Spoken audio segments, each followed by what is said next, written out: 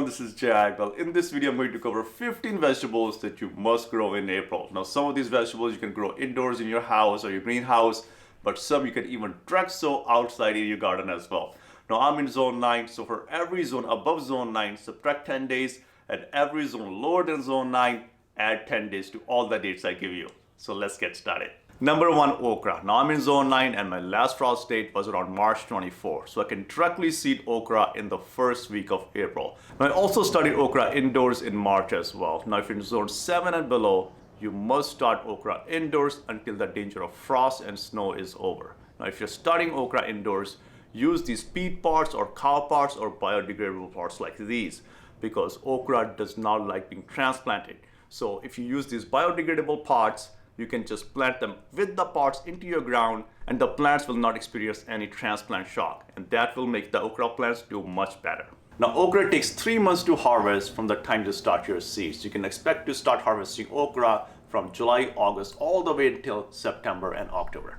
Number 2, cucumbers. And cucumbers are one of my favorites. They are really refreshing and they're really good in salads and sandwiches. However, they can be a little bit tricky to grow because if you are not consistent in watering the cucumbers, they can turn out bitter. They love consistent and frequent watering. Number 3, Armenian cucumbers. Now, Armenian cucumbers never turn out bitter. So if you have trouble growing the regular cucumbers, I highly suggest growing Armenian cucumbers. And Armenian cucumbers are actually melons. They're not cucumbers. They just taste like cucumbers. Now check out the size difference between a regular cucumber and an Armenian cucumber. The Armenian cucumber is almost double the size, and you get a lot more harvest and a lot more poundage out of each plant than you get from regular cucumbers. Number 4, melons, such as watermelons, cantaloupes, and all different kind of melons. Now I start my melons in the first week of April and I directly seed my melon seeds into my ground outside in the garden. If you're in zone 8, you can do the same in mid-April. However, if you're zone 7 and below, I highly recommend starting your melon seeds indoors because your growing season is much shorter. This way you can get head start on growing your melons. Number 5, squash. And there are lots of different varieties of squash. You can grow yellow crookneck squash, you can grow black beauty zucchini, or even golden zucchini. Now I started some of my squash seeds indoors in mid-March and they're ready to be planted outside.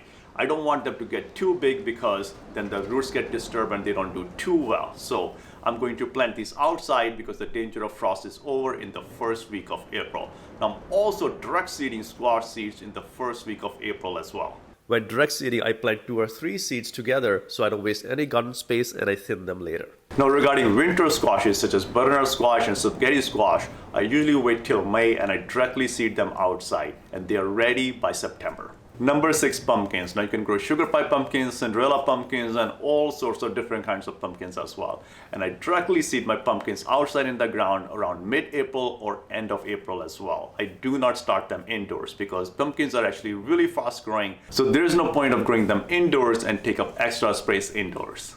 Number 7, gourds, and the variety of gourd that I like to grow is bitter gourd, and the name is true. They are actually very bitter, but they're really good for you and they're packed with vitamin C.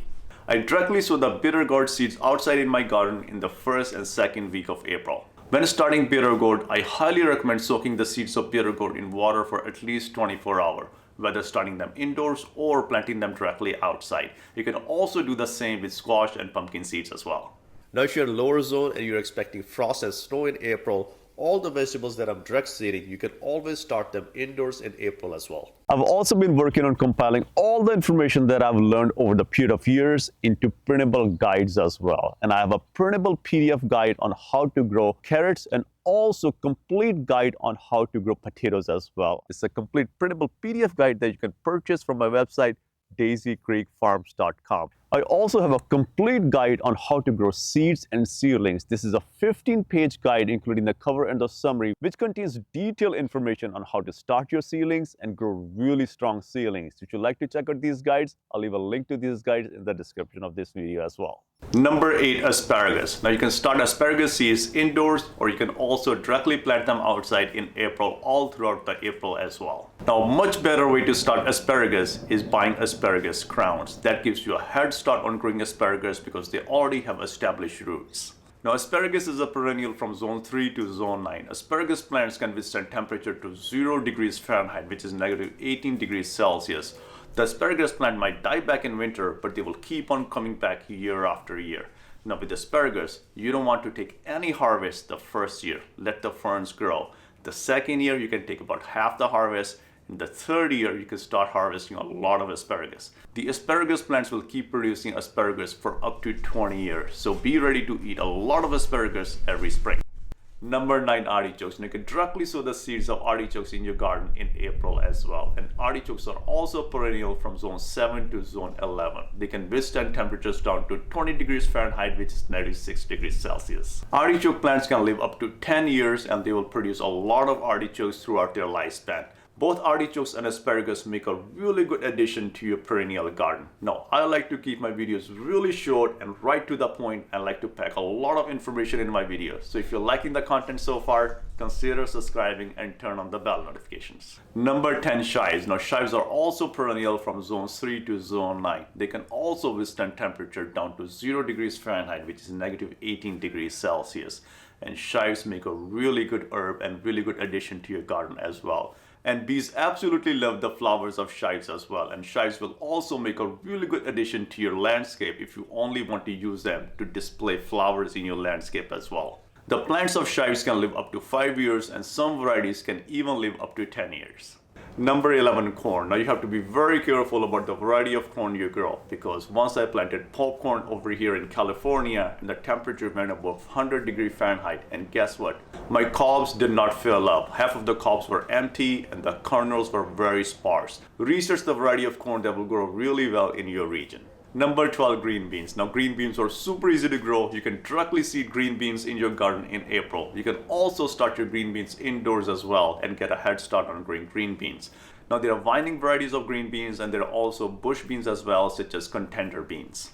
No matter which variety you grow, green beans end up giving you a really good harvest. Number 13, basil. And basil is one of my favorite herbs to grow.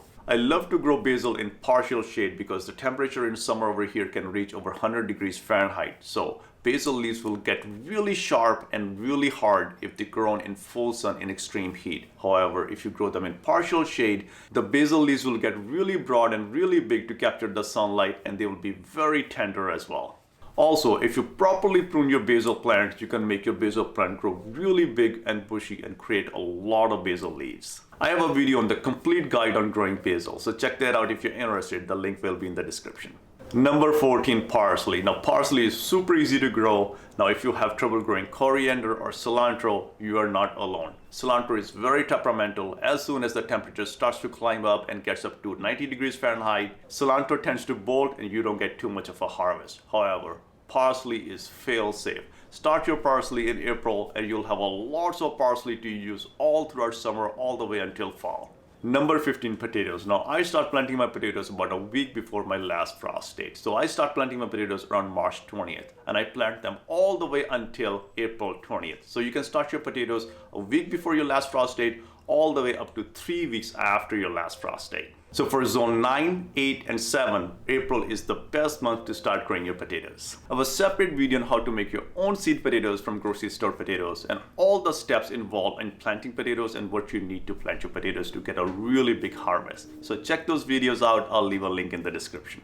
Now here's some honorable mentions: rhubarb, leeks, celery, and parsnips. You could also choose to grow these in April as well. Now if you're in zone 7 and below, you can also directly seed root vegetables outside in your garden after the danger of frost and snow is over. Now I've already done this outside in my garden in March in zone 9. Now I've also started tomatoes, peppers, and eggplants in February as well. So if you're lagging behind, you can always buy them from a nursery and plant them outside in your garden after the danger of frost is over. Now if you're in zone 7 and below, you can also plant the vegetables that I usually plant in zone 9 in March. So you can check out that video right here, and I'll see you in another video.